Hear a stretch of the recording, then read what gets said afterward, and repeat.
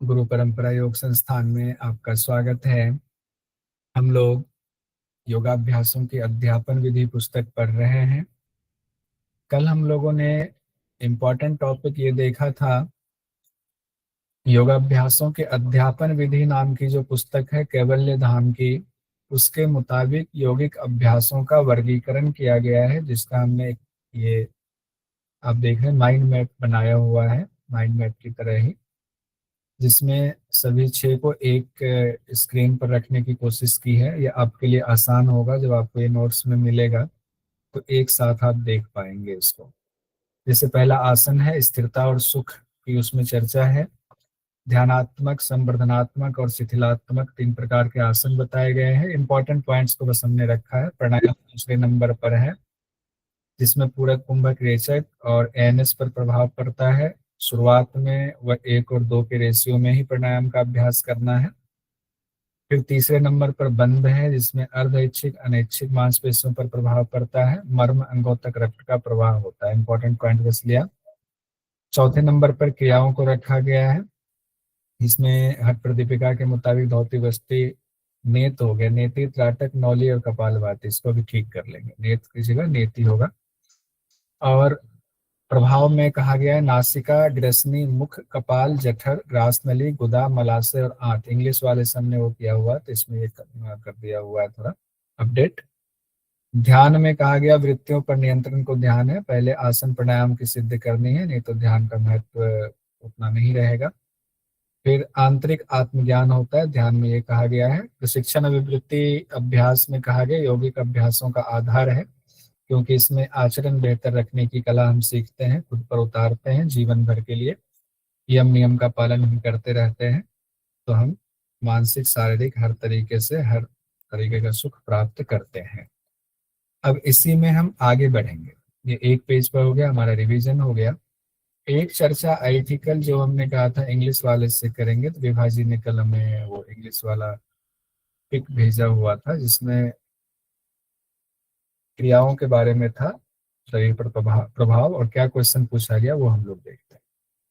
पहले उसको देखते हैं। यानी शुद्धि जो क्रिया हो रही है, क्रियाओं से जो शरीर की शुद्धि होती है, उसका क्षेत्र बताया गया था, जिसमें कि हमने हिंदी वाली पुस्तक में ऐसे लिखा हुआ है, नासा, ग्रसनी, मुख, कपाल, जठर, फिर ग्रसनी है, गुदा, मलाशय, आंत। तो यहाँ पर ग्रसनी ना होके ग्रास नली होगा, यहाँ पर, यहाँ ग्रास नली होगा।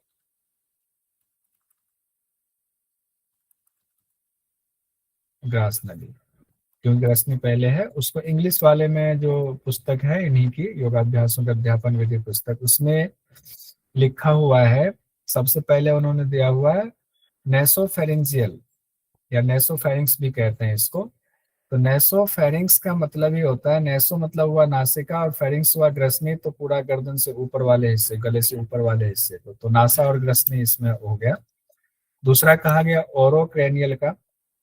ओरोक्रेनियल मतलब होता है कपाल, वैसे होता है, तो ओरोक्रेनियल यहाँ कपाल को पहले कहा गया, इंग्लिश वाले में पहले कह दिया गया है। और हिंदी वाले में फिर उसके बाद आया हुआ है गैस्ट्रो एसोफेगल, गैस्ट्रो एसोफेगल में आया हुआ है, जिसमें कि पेट और यानी कि जठर आप कह सकते हैं, जठर और ग्रास नली, यानी ग्रास नली होगा ना, जठर और ग्रास नली की चर्चा आई हुई है, पेट और ग्रास नली। तो ये हो गया। उसके बाद हमारा आया ये एनोरेक्टल। एनोरेक्टल में आपका आ गया गुदा और मलाशय से संबंधित हो गया। और फिर आ गया है इंटेस्टाइन, इंटेस्टाइनल कहा गया है, तो आंत से संबंधित हुआ। एक सीक्वेंस हिंदी वाले में फिर भी गड़बड़ हो रहा है, नासा, ग्रसनी, फिर उसके बाद कपाल, फिर मुख है इंग्लिश वाले में, फिर जठर, ग्रासनली, गुदा, मलाशय और आंत, इस तरीके से है। इंग्लिश हिंदी वाले में थोड़ा सा अंतर है, खैर कोई नहीं।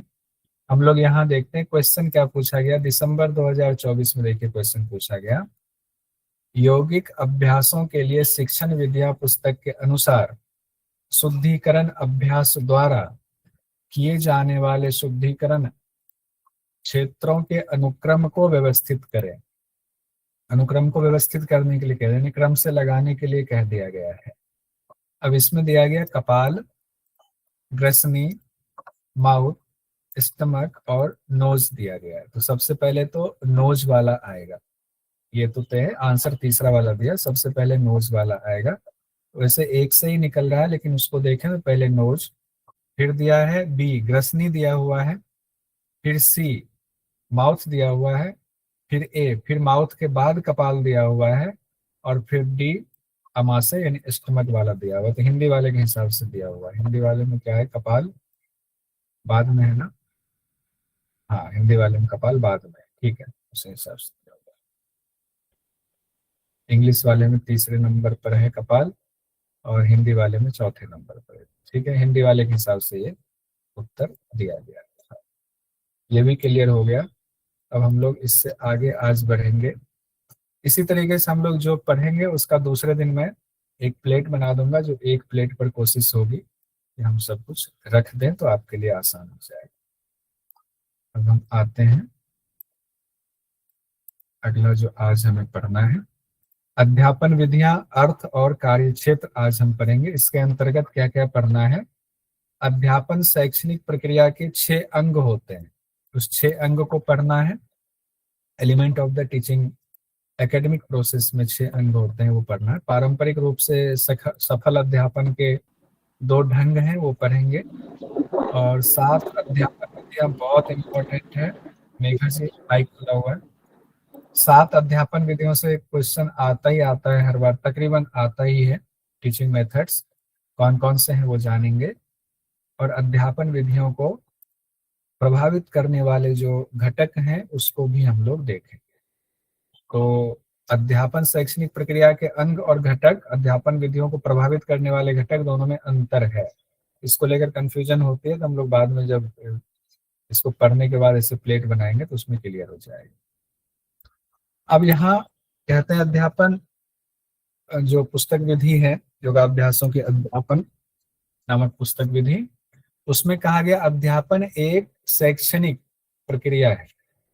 पढ़ना पढ़ाना अध्यापन एक शैक्षणिक प्रक्रिया का भाग है, और उसमें कई घटक होते हैं। कई घटक यानी कि कई अंग होते हैं। कौन से अंग होते हैं, 6 अंग कहा गया। एक तो अध्यापन है, अपने आप में जो प्रोसेस हो रहा है अध्यापन है। दूसरा है अधिगम, तीसरा है अध्यापक, चौथा है छात्र, पांचवा है विषय वस्तु, और छठा है पर्यावरण। बहुत आसान है। अध्यापन है, जिस चीज को विधिवत सिखाना है उसकी विधियों की पूरी जानकारी को अध्यापन कहते हैं। इसीलिए बाद में हम लोग अध्यापन विधि को पढ़ेंगे, कितनी अध्यापन विधियां हैं, कौन कौन सी विधियां हैं, उसका क्या अर्थ है, वो हम लोग देखेंगे। पहला अध्यापन यानी कि पढ़ाने की जो विधियां हैं उसको अध्यापन कहा गया। जिस विषय को पढ़ाना है उसको कैसे पढ़ाना है, किस टेक्निक से पढ़ाना है। दूसरा है अधिगम। अधिगम का मतलब होता है लर्निंग, सीखना, सीखने की प्रक्रिया, सीखने को हम कहते हैं अधिगम। और ये भगवत गीता में भी इससे क्वेश्चन आता है, याद है ना, 4:34, 4:34 याद है, क्वेश्चन पूछा भी गया था 4:34 वाला। अधिगम क्या था 4:34 में, एक बार बोल दीजिए तो कौन से क्या बात, पढ़ नहीं पाते हैं परिप्रश्न सेव्या, 4:34 में, बहुत बढ़िया, वो अधिगम से संबंधित सवाल पूछा गया। अधिगम है कार्य द्वारा समायोजन की प्रक्रिया। फिर अध्यापक है जो पढ़ा रहे हैं, निर्देशित कर रहे हैं, अध्यापन प्रक्रिया को जो निर्देशित करते हैं, जो डायरेक्टर हो गए वो हो गया आपके अध्यापक। छात्र है जो सीखना चाहता है, जिसके अंदर सीखने की ललक है, जिज्ञासा जिनके अंदर, उसको छात्र कहेंगे।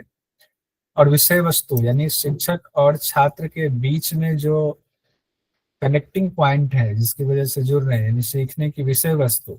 जैसे योग में आसन कोई सीख रहा है, कोई प्राणायाम है, जैसे अभी हम लोग थ्योरी पेपर पढ़ रहे हैं, तो ये विषय वस्तु हो गया। विषय वस्तु थियोरेटिकल भी हो सकता है, प्रैक्टिकल भी हो सकता है। और फिर एक पर्यावरण की जरूरत है, यानी एक वातावरण परिस्थिति तैयार करना है, परिवेश है जिसमें पूरी प्रक्रिया संचालित होगी। जैसे अभी एक प्रक्रिया बनी हुई है, एक वातावरण बना हुआ है कि सब लोगों का माइक बंद है, वीडियो बंद है, सिर्फ मेरा माइक मेरा वीडियो खुला हुआ है, मैंने ही सिर्फ स्क्रीन को शेयर किया हुआ। अगर बताइए सभी लोग स्क्रीन शेयर कर दे, सभी लोग माइक वीडियो खोल दे, तो वातावरण खराब हो जाएगा वापिस आकर। और उसके साथ ही हमने एक कंप्यूटर की जरूरत हुई उस वातावरण में, उसमें एक हमें ऐप की जरूरत हुई, उस ऐप के थ्रू यानी गूगल मीट ऐप के थ्रू हमारे वातावरण तैयार किया हुआ, ये सारी चीजें हैं। तो अगर आपको कहे कितने घटक हैं, तो कितने घटक हो जाएंगे? 6 अब सर। 6 घटक। सही, प्रक्रिया के 6 घटक हैं, इसको आप लोगों को याद करना है। कल तो एक उसमें टेबल में बन जाएगा, वो अलग बात है। जो क्वेश्चन देखिए पूछा गया, जून 2020 का क्वेश्चन है, योगाभ्यासों के अध्यापन विधियां पुस्तक के मुताबिक अध्यापन शैक्षणिक प्रक्रिया के कितने घटक हैं? घटक नाम पूछ दिया गया, तो कितने हो गए? 6 घटक। ठीक है। पूरी शैक्षणिक प्रक्रिया में मुख्य रूप से अब 2 अवस्था सबसे महत्वपूर्ण है।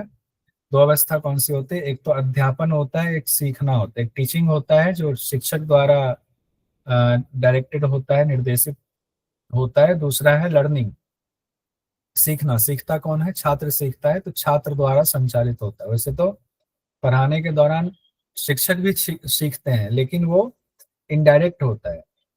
डायरेक्ट क्या होता है? छात्र सीख रहा होता है। तो सीखना, लर्निंग, छात्र द्वारा संचालित होता है। टीचिंग शिक्षक द्वारा संचालित होता है। और जब तक आप सीखेंगे नहीं, तब तक यह अध्यापन की प्रक्रिया है वो पूरी नहीं होगी। जब तक सीखना नहीं होगा, अधिगम, सीखना मतलब अधिगम, जब तक अधिगम नहीं होगा तब तक अध्यापन को पूरा नहीं माना जाएगा। तो इस तरह से अध्यापन विधि के 2 महत्वपूर्ण घटक हुए, यानी शिक्षक छात्र का होना जरूरी है। भले ही बिल्डिंग थोड़ी कमजोर सा हो जाए, थोड़ी जो है छोटे घर में पढ़ा लेंगे, कोई कोई कॉलेज बहुत महल नुमा होता है, कोई छोटा सा होता है, लेकिन उसमें शिक्षक छात्र जो महत्वपूर्ण घटक है वो तो होना ही चाहिए। खपड़ी में भी लोग पढ़ लेते हैं ऊपर से डाल करके गांव में। तो अध्यापक जो कि जिसके गुण ऐसे होने चाहिए जो छात्रों के अंदर सीखने की ललक पैदा कर दे, उसकी जिज्ञासा को बढ़ा दे। और छात्र वो हुए जिनके अंदर सीखने की, नई चीजों को जानने की जिनके अंदर जिज्ञासा हो, ललक हो, वो और उस व्यवस्था में खुद को समायोजित कर ले। अभी किन्हीं को दिक्कत हो कि नहीं मुझे इसमें व्यवस्था में दिक्कत हो रही है, मैं माइक क्यों बंद रखूं, मैं वीडियो क्यों बंद रखूं, तो समायोजित नहीं हो पाएंगे। लेकिन सबने जो हमने नियम बनाया उस नियम का सब पालन कर रहे हैं, तो आप इस वक्त के लिए छात्र हैं। भले ही जब आप पढ़ा रहे होंगे तो आप शिक्षक हो जाएंगे, लेकिन इस वक्त के लिए आप छात्र हैं। अब विधियां से तात्पर्य क्या होता है? अब हम लोग आते हैं अध्यापन विधि, उससे पहले विधियों के बारे में शब्द आया हुआ। विधियों का क्या तात्पर्य? शिक्षक जो मटेरियल आपके सामने प्रेजेंट कर रहा है, उस प्रेजेंट करने का जो तरीका होगा, उस तरीके को, अब वो सहज और हो, आसान हो, समझ में आने वाला हो, ऐसी क्रिया जिनके माध्यम से अध्यापन की प्रक्रिया को संपन्न कराया जाता है, वही विधियां हुआ। अब संपन्न कराने की प्रक्रिया कई सारी हो सकती है। इसमें शिक्षक की भी भागीदारी होती है, छात्र की भी भागीदारी होती है। विधियों में शिक्षक छात्र दोनों की भागीदारी होती है। अध्यापन क्या होता है? एक ऐसा विज्ञान है अध्यापन जिसमें किसी सिद्धांत को आपका पालन करते हुए सिखाने की तर्कपूर्ण व्यवस्था की जाती है। एक ऐसा विज्ञान जिसमें किसी सिद्धांत का पालन करते हुए सिखाने की तर्कपूर्ण व्यवस्था की जाती है। और अध्यापन एक कला है, ये ऐसा नहीं कोई भी पढ़ करके पढ़ा देगा, ये एक आर्ट है पढ़ाना। अध्यापन अपने आप में एक आर्ट है। तो अध्यापन के 2 वर्ग होते हैं, एक होता है प्रैक्टिकल, एक होता है थियरी वाला। अभी हम लोग जैसे थियरी पढ़ रहे हैं, सैद्धांतिक पक्ष कहते हैं इसको, थियरी कहते हैं। और दूसरा होता है व्यवहारिक पक्ष, जिसको प्रैक्टिकल कहते हैं। ये सब इसलिए भी जानबूझ करके यहाँ पर है कि योग में दोनों पक्ष है। जब हम कॉलेज में भी जाते हैं तो हमारा प्रैक्टिकल सेशन होता है, मॉर्निंग टाइम रखा जाता है, इस वक्त खाली पेट होते हैं। फिर उसके बाद दिन में हमारा थियरी वाला पेपर रखा जाता है, थ्योरेटिकल पार्ट रखा जाता है। इसमें महत्वपूर्ण सिद्धांत, महत्वपूर्ण शास्त्रों को पढ़ाया जाता है। तो ये 2 चीजें भी बहुत कॉमन है, तो ये भी सब समझ गए। अब ये यहाँ से क्वेश्चन पूछा जाता है, पारंपरिक रूप से सफल अध्यापन के कितने ढंग हैं? पारंपरिक शब्द जुड़ा हुआ है, तो यहाँ पर ये ध्यान दीजिए। पारंपरिक रूप से सफल अध्यापन के कितने ढंग हैं, कितने प्रकार हैं? तो 2 प्रकार है, अध्यापक केंद्रित और छात्र केंद्रित। अध्यापक केंद्रित प्राचीन परंपरा है। शुरुआत में जब गुरु परंपरा चलती थी आश्रम हुआ करते थे, वहां शिक्षक की ही चलती थी, छात्र के हिसाब से चीजें नहीं बदलेंगी। प्राचीन समय में शिक्षा गुरु केंद्रित थी, तो उसको अध्यापक केंद्रित कहते हैं। और या योग की शिक्षा तो खास करके अध्यापक केंद्रित ही थी। वैसे तो योग ही योग होता था, वेद वगैरह होता था, योग का ज्यादा इंपॉर्टेंस होता था। तो प्राचीन व्यवस्था अध्यापक केंद्रित थी, लेकिन आज की व्यवस्था छात्र केंद्रित हो गई है। वैज्ञानिक विचारधारा है आज।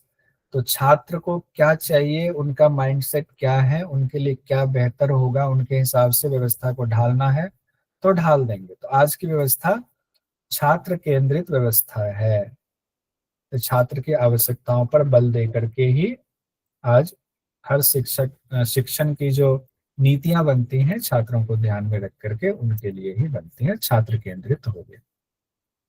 अब अगर पूछा जाए, सिंपल सीधा क्वेश्चन आ जाए कि अध्यापन प्रक्रिया में किसका महत्व है, छात्र केंद्रित है, शिक्षक केंद्रित है, दोनों है, क्या है, तो हम कहेंगे आज की शिक्षण प्रक्रिया है, या ऐसे भी शिक्षण प्रक्रिया छात्र केंद्रित है। समग्र अध्यापन अधिगम प्रक्रिया में शैक्षणिक प्रक्रिया छात्र केंद्रित होता है आज के संदर्भ के मुताबिक। योग अभ्यासों के अध्यापन विधि पुस्तक के मुताबिक शैक्षणिक प्रक्रिया होता है छात्र केंद्रित, शिक्षक केंद्रित, पर्यावरण केंद्रित, विषय वस्तु केंद्रित। तो क्या केंद्रित है, छात्र केंद्रित है। अब एक क्वेश्चन देखिए, ये पूछा गया है, जून 2020 का क्वेश्चन है, योगाभ्यासों की अध्यापन विधियां पुस्तक के अनुसार दो पारंपरिक रूप से सफल अध्यापन के कितने प्रकार बताए गए। दो सफल अध्यापन दो दो। दो कौन से सर। प्रकार हैं सफल अध्यापन के? दो प्रकार, अध्यापक केंद्रित और छात्र छात्र, केंद्रित। ये दो प्रक्रिया। पुराने लोगों का रिवीजन हो रहा होगा और नए ये लोगों को, पेपर 1 में भी आता है सर, टीचर पेपर 1 में आता है, सेंटर्ड और हाँ। Student centred. हाँ, बीएड वगैरह में भी इसका थोड़ा importance है। अब आइए अध्यापन विधियां, ये बहुत इंपॉर्टेंट है और यहाँ से क्वेश्चन पूछा जाता है। 7 अध्यापन विधियां बताई गई हैं यहाँ पर, 7वां ये है प्रदर्शन विधि, इसको छोटा कर दीजिए। अब अध्यापन विधि हम लोग आते हैं, इतना हमने देख लिया, ये बहुत महत्वपूर्ण है, यहाँ से बहुत क्वेश्चन पूछे जाते हैं, कंफ्यूजन की भी स्थिति बनती है, तो आज सारे कंफ्यूजन हम लोग दूर करेंगे। अध्यापन विधियों के अंतर्गत मुख्यतः 7 विधियों की चर्चा की जाती है। अध्यापन विधि में है पहला लेक्चर मेथड, जिसको व्याख्यान विधि कहते हैं। दूसरा है निर्देशन अनुक्रिया विधि, अच्छे से समझिएगा, इसका अर्थ भी अच्छे से समझेंगे, कंफ्यूजन होती है बहुत। दूसरा है निर्देशन अनुक्रिया विधि, response to instruction method, response to instruction method, निर्देशन अनुक्रिया विधि। तीसरा है वैयक्तिक निर्देशन विधि, individual instruction method, individual instruction method. चौथा है समूह चर्चा विधि, ग्रुप डिस्कशन मेथड, सीक्वेंस में आपको याद होना चाहिए। पांचवा है निर्देशित अभ्यास विधि, असाइनमेंट इसको जनरली कहा जाता है, असाइनमेंट भी कह दिया जाता है, निर्देशित अभ्यास विधि को असाइनमेंट कहा जाता है। दूसरे और पांचवें को लेकर के संशय बनता है, क्योंकि दूसरे वाले में भी निर्देशन है, निर्देशन अनुक्रिया विधि, और इसमें है निर्देशित अभ्यास विधि। तो दोनों में देखिए, एक में अनुक्रिया शब्द जुड़ा हुआ है, एक में अनुक्रिया नहीं है। अनुक्रिया है तो ये होगा क्लास के दौरान की बात, कि अनुक्रिया उसी समय दे रहे हैं छात्र भी। और निर्देशित अभ्यास विधि है, उसमें अनुक्रिया शब्द नहीं है, तो वो असाइनमेंट है, तो आपके टास्क हो गए। तो ये अंतर है, इस बेसिक अंतर को समझेंगे तो दिक्कत नहीं होगी।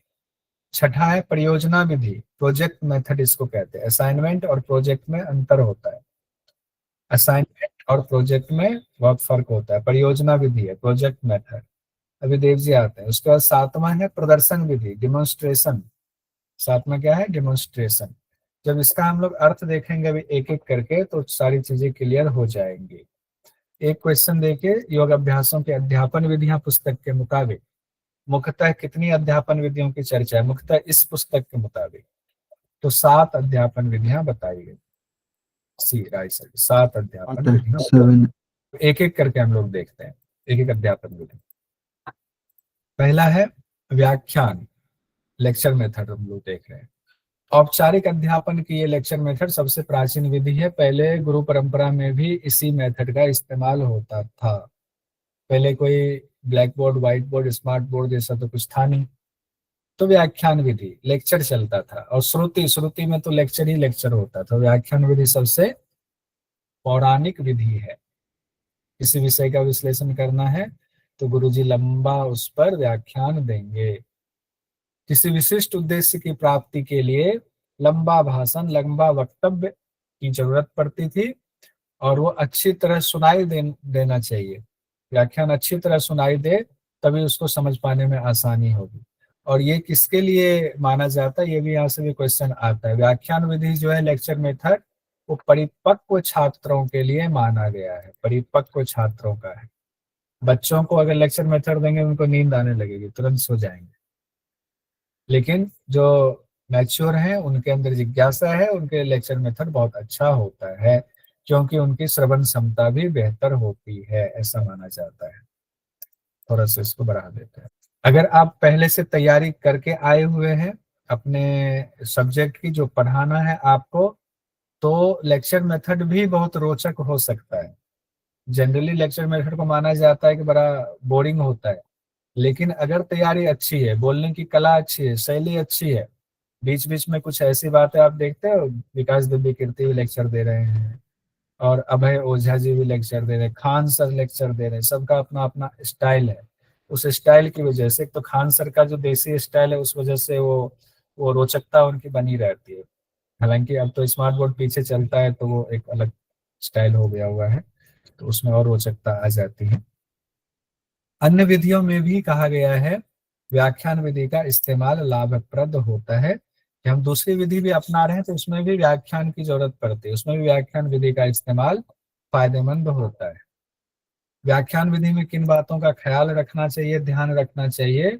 यह अध्यापक केंद्रित कार्य है, इसमें अध्यापक की ही भूमिका सबसे ज्यादा होती है। इसमें छात्रों की सक्रिय भूमिका ना हो, ऐसा हो सकता है, जनरली नहीं ही होती है छात्रों की सक्रिय भूमिका।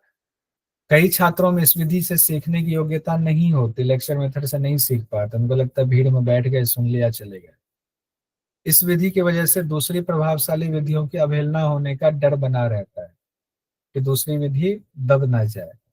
और लंबा व्याख्यान अगर होता है, अगर लेक्चर मेथड है, बहुत लंबा लेक्चर हो गया, तो अरुचिकर हो सकता है। और कोई अगर परिपक्व छात्र नहीं है, मैच्योर छात्र नहीं है, तो फिर उनका ध्यान भटक सकता है, उनकी रुचि कम हो सकती है। किन्हीं का माइक खुला होगा, देखिए किनका खुला। आइए, तो अध्यापन विधि 7, पहला अध्यापन विधि लेक्चर मेथड कंप्लीट हो गया। दूसरा लेक्चर मेथड है हमारा निर्देशन अनुक्रिया विधि। निर्देशन अनुक्रिया विधि, इसको कहते हैं response to instruction method. Response to instruction method बहुत इंपॉर्टेंट है, कई बार क्वेश्चन आए हुए हैं इससे। इस विधि में क्या होता है, छात्र भी प्रतिक्रिया देते हैं। अध्यापक किसी विषय वस्तु को प्रस्तुत किया, साफ साफ निर्देश दिया, उसके बारे में बताया। ये निर्देश विषय के प्रदर्शन से पहले भी दिया जाता है, हम ये प्रदर्शन करने वाले हैं, बाद में भी दिया जाता है, और प्रदर्शन करने के दौरान साथ साथ भी चलता है। 3 प्रक्रिया इसमें चलता है। एक तो हम क्या प्रदर्शित करने वाले हैं, थोड़ा सा उसका भूमिका बांधा, फिर हमने जो है उसको प्रेजेंट किया, प्रेजेंट करने के दौरान उसको बोल बोल करके उसको दिखा रहे हैं। तीसरी प्रक्रिया में होता है जब प्रेजेंट कर दिया तब उसको हम समरी बताते हैं। तो 3 चीजें हैं, तीनों चीजें लागू होती हैं।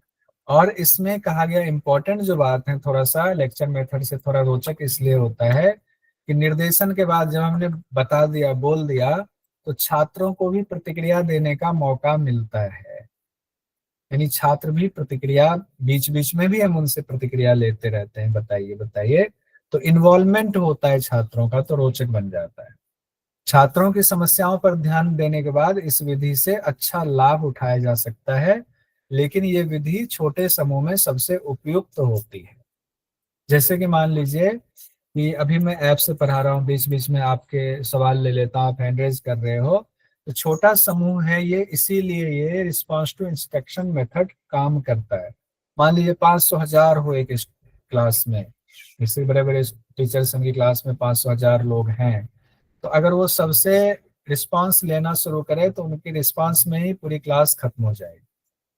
रिस्पांस पूरा नहीं ले पाएंगे, तो वो एक दिक्कत होती है। इसलिए ये एग्जाम की दृष्टि से महत्वपूर्ण है कि छोटे समूह के लिए कौन सी निर्देशन विधि सबसे सटीक है। तो निर्देशन अनुक्रिया विधि छोटे समूह के लिए सबसे उपयुक्त विधि है।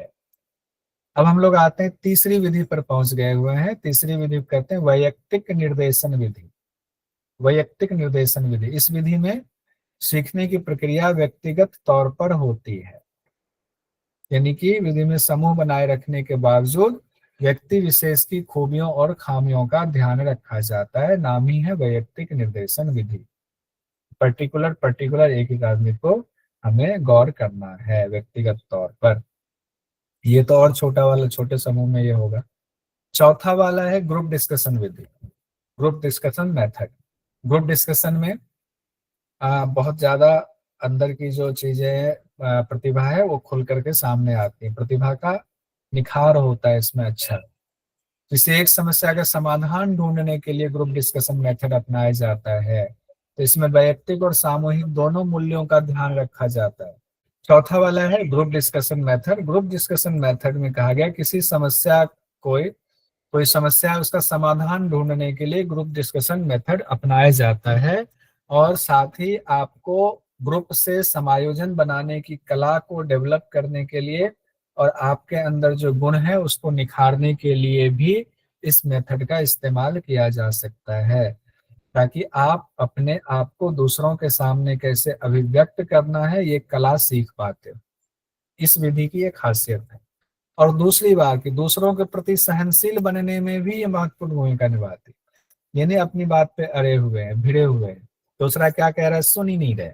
लेकिन ग्रुप डिस्कशन का नियम होता है कि नहीं, अगर बहुत जगह पर ग्रुप डिस्कशन में बना दिया जाता है 2-2 मिनट का समय आप सबको मिलेगा, 2 मिनट मिला बस आपका हो गया, 2 मिनट आपका दो, तो सबको बोलने का मौका मिला, तो आपके अंदर सहन शक्ति आती। नहीं ऐसा नहीं मैं ही बोलता रहूंगा, सामने वाला बोल रहे हैं तो मैं सुनूंगा भी, मेरे अंदर सुनने की क्षमता भी होनी चाहिए, तो सहन शक्ति भी होती है। और जिनको मान लीजिए टॉपिक तैयार नहीं है तो उनको सब लोग प्रोत्साहित करते, नहीं बोलो कुछ बोलो, चलो कुछ नहीं कुछ तो बोलो, जो आता है वही बोलो, टीचर भी प्रोत्साहित करते हैं।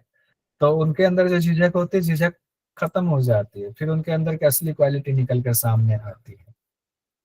विवेक पूर्ण चिंतन की योग्यता में सुधार होता है। ऐसा नहीं कि हम कुछ भी बोलेंगे, पहले वाले ने बोला दूसरे वाले ने उसको बुरा भला कहना शुरू कर दिया, ऐसा नहीं। बोलने का है कि एथिक्स के अंदर रह करके अपनी बात को रखना है, एक मर्यादा के अंतर्गत अपनी बात को रखना है। तो विवेकपूर्ण चिंतन का ध्यान रखते हुए अपनी बात को बोलना है। ग्रुप डिस्कशन जो विधि है उसके दौरान छात्रों की सहभागिता और नेतृत्व क्षमता का भी विकास होता है, यानी कि उसके अंदर आपको नेता वाली क्वालिटी की, अगर कोई गलत बोल रहा है कुछ कर रहा है तो आप वहां पर इंटरफेयर भी एक सभ्य तरीके से कर सकते हैं।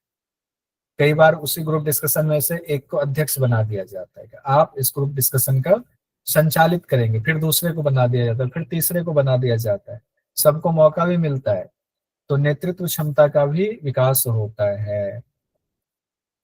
और सबका सबका नेतृत्व फाइनली टीचर को करना होता है ताकि कोई व्यवस्था में खराबी ना आ जाए।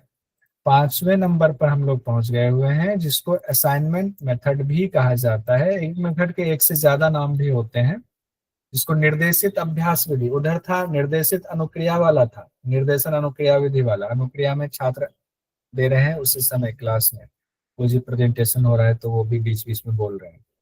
यहाँ निर्देशित अभ्यास विधि को ध्यान रखिएगा, असाइनमेंट वाला कहा गया है, असाइनमेंट मेथड।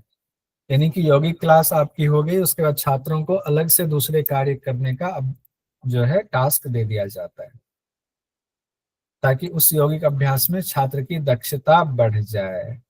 क्लास के बाद भी शिक्षक का निर्देश मिलने के कारण छात्रों में उत्साह बना रहता है और शिक्षक छात्र का संबंध भी मधुर होता है।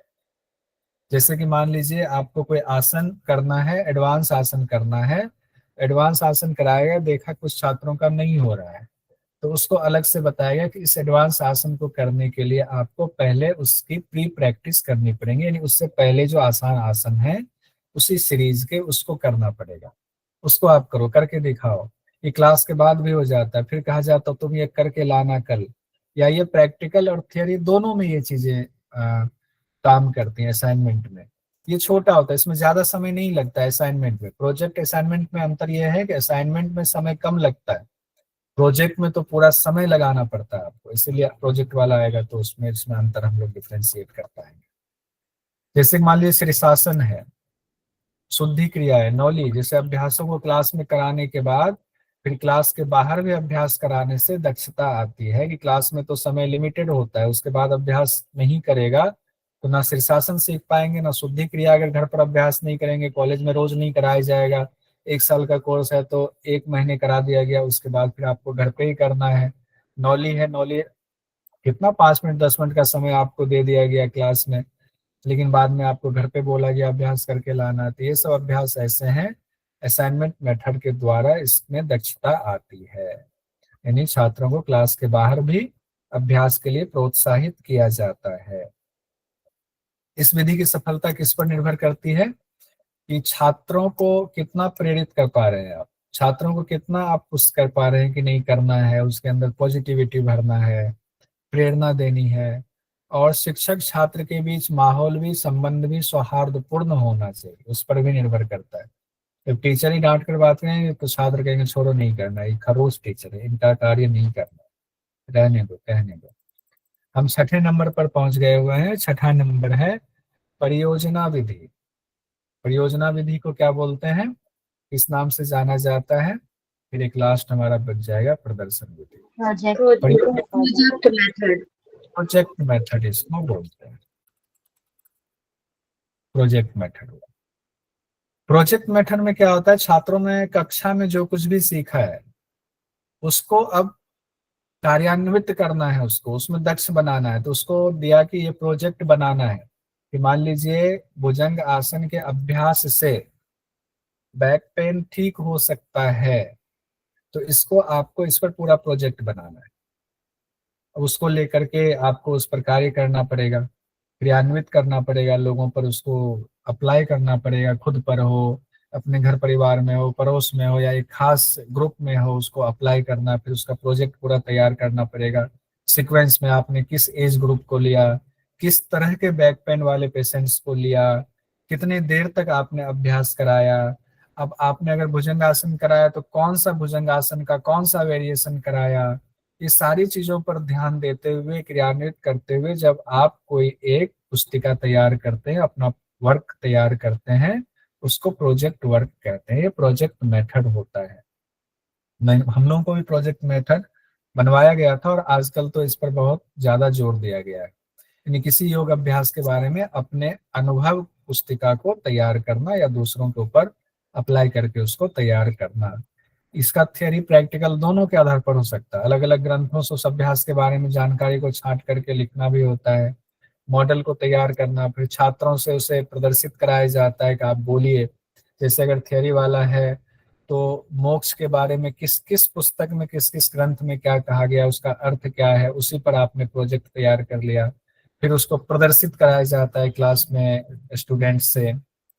संगोष्ठी, सम्मेलन और प्रतियोगिताओं का योजनाबद्ध निरीक्षण भी शामिल है इसी में, प्रोजेक्ट मेथड में ही।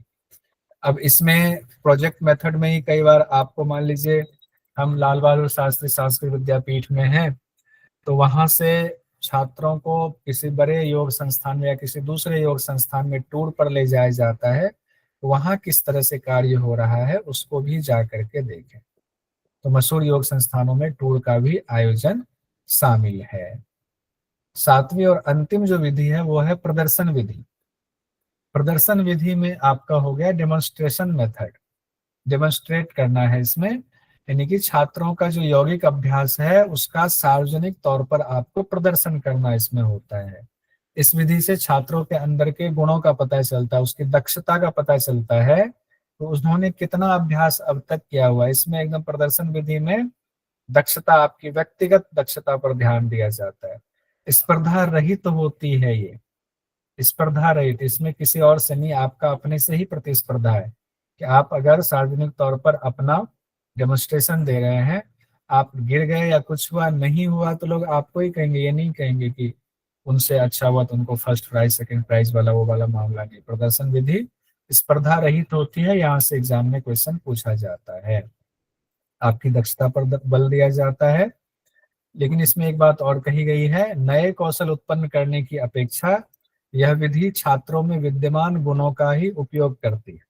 वहां तो नया कुछ आपको प्रेरणा नहीं मिल रही करने की, जो आपके अंदर जो कौशल है, दक्षता है, उसी का उपयोग डेमोन्स्ट्रेशन के दौरान होता है। तो नए कौशल को उत्पन्न करने की बात इसमें नहीं होती है। हमने सातों विधि हम लोगों ने पढ़ लिया हुआ, अध्यापन की 7 विधियां। कुछ क्वेश्चन देखते हैं, कल फिर हम लोग इसको रिपीट करेंगे, एक साथ ला करके देखेंगे। दिसंबर 2021 का ये सवाल है, क्वेश्चन आईडी का मतलब नहीं, इसको हटाते हैं। अधिगमकर्ताओं के छोटे समूह में योगाभ्यास की सर्वाधिक उपयुक्त शिक्षण विधि कौन सी है? प्रदर्शन विधि, प्रत्यक्ष अभ्यास विधि, समूह चर्चा विधि, अनुदेश क्रिया विधि। जिसमें कहा गया, देखिए पुस्तक में जो बात कही गई है उस पर ध्यान। कौन सा कहा गया? निर्देशन अनुक्रिया विधि पूरा नाम आया हुआ था। क्रिया विधि। हाँ, लेकिन यहाँ एग्जाम में जो क्वेश्चन में जो शब्द दिया गया अनुदेश क्रिया विधि, इतना छोटा सा दे दिया गया। अनुदेश क्रिया विधि इंग्लिश में दिया गया था response to instruction method. English वाला भी हमने यहाँ पर लाके रख दिया, क्योंकि आप सोचोगे हमने पढ़ा था निर्देशन अनुक्रिया विधि, यहाँ दिया हुआ अनुदेश क्रिया विधि, तो ये उसी का दूसरा रूप है, उसी को कहा गया है। तो उसमें जिसमें जो बात कही गई है उसको ध्यान रखना पड़ेगा। कोई बहुत लंबा हमने नहीं पढ़ा, छोटा छोटा पढ़ा, कुछ कुछ पॉइंट ही सब में है, इतना तो हमें ध्यान रखना पड़ेगा। सर मैंने इनकी ट्रिक बनाई है सातों की। बताइए, ट्रिक बताइए, तो अभी उसको देख लेते हैं, क्योंकि अपने आप में जैसे कभी हम कहीं नई जगह जाते हैं घूमने फैमिलीज में, और हमें रास्ता नहीं पता और हमने किसी से पूछा, तो किसी पर्सन ने पहले व्याख्या करी, व्याख्या करते हुए हमें निर्देश दिया कि ऐसे ऐसे जाना है। फिर सभी व्यक्ति समूह में निर्देशित जो बताया रास्ता उसमें परियोजना बनाकर प्रदर्शन मतलब चलने लगे। ये ठीक है, बढ़िया है, ये समझने के लिए बन जाएगा। ठीक, बहुत सुंदर। और भी कोई अगर बनाए तो इसको बोल सकते हैं। ऐसे भी बोल सकते हैं सर कि व्याख्या द्वारा निर्देशन देकर व्यक्ति व समूह को निर्देशित कर परियोजना का प्रदर्शन करे। ये भी ठीक है। और कोई? बढ़िया है, ये भी सही था। इंग्लिश में तो याद है सर, मुझे हिंदी में याद नहीं है। इंग्लिश में ही बोल दीजिए। Lecture method, response method, individual method, group discussion, assignment, project and demonstration. हाँ देखिए, हाँ ये भी ठीक है कि लेक्चर को सुन करके रिस्पांस दिया, पहले एक व्यक्ति ने, इंडिविजुअल ने, फिर पूरे ग्रुप ने, फिर सबने असाइनमेंट किया, फिर प्रोजेक्ट पर काम किया, और लास्ट में कंप्लीट प्रोजेक्ट हो गया तो उसका डेमोन्स्ट्रेशन किया। सर ये बहुत बढ़िया है। Yes, presentation. तो ऐसे भी कर सकते